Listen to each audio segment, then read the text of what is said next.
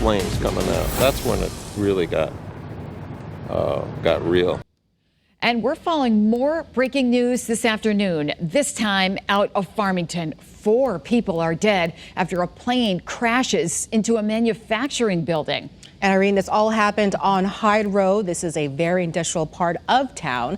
Channel 3 Eyewitness News reporter Matthew Campbell is live there with details that are still emerging. Matthew, what can you tell us at this hour?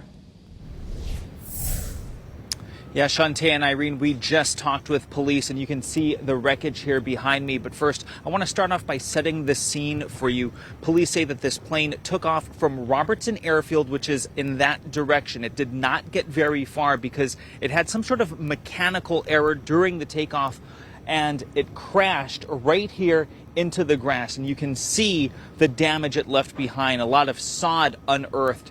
The plane then skidded right here to the corner of this building, and you can see the wreckage here left behind. Now, in all, there were 4 people on board, 2 pilots, 2 passengers, and none of them survived. We were at work and heard a big explosion, and we all went outside and just saw smoke billowing out of here. Flames and smoke pour out of the Trump building on Hyde Road in Farmington. Just before 10 this morning, a Cessna Citation took off, flew less than a mile before crashing into this building where more than 100 people were hard at work. It is miraculous. I mean, to say we can confirm that nobody was injured inside is, some silver lining to this tragedy. Dozens of workers got out of this building and others in this highly industrial area, only to watch as the jet fuel set an entire corner of the Trump facility on fire. Eyewitnesses say they can't shake the sound of the explosion. Just a big boom, big thump. Police confirm all 4 people aboard the plane died in this crash, 2 pilots and 2 passengers. But officials know the death toll could have been a lot worse. Only a few feet from this building, if the plane had struck that building back there, I mean, the explosion would have been enormous, and we would have a lot more loss of life.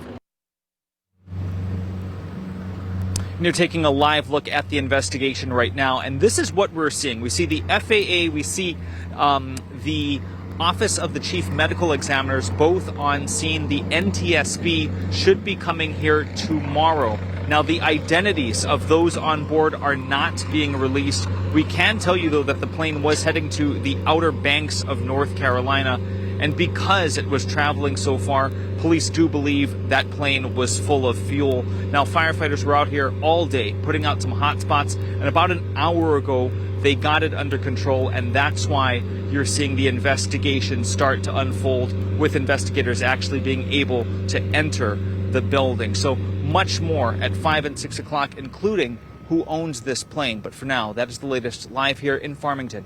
Matthew Campbell, Channel 3 Eyewitness News. So tragic. Thank you, Matthew, for your report.